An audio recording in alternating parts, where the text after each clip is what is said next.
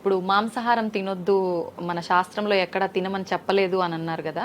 మరి గ్రామ దేవతలకి కోళ్ళు, మేకలు ఇలాంటివన్నీ బలిస్తుంటారు కదా. మరి అదెక్కడ ఉంది? అసలు మీరు ఎందుకు జరుగుతుంది ఇదంతా? అమ్మవారిని జగన్మాత అని పిలుస్తారు. తెలుసా? మీరు ఎప్పుడైనా అంటారా? అమ్మ అంటారు, అవును. అంతేనా? ఉమ్.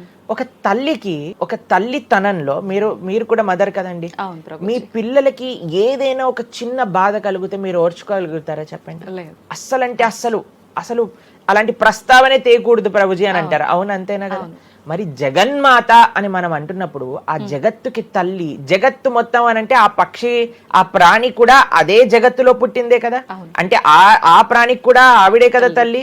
ఆ తల్లి ముందు మనం ఇలాంటి పనులు చేస్తే అమ్మకి నచ్చుతుందా, నచ్చదా చెప్పండి? నచ్చదు. కాబట్టి ఇవన్నీ ఎక్కడొచ్చాయి అని అంటే మధ్యలో ఎక్కడో ఒక చోట కొన్ని తప్పుడు ఆచరణలన్నీ కూడా మన లోపలికి దూసుకొచ్చేసాయి అన్నమాట.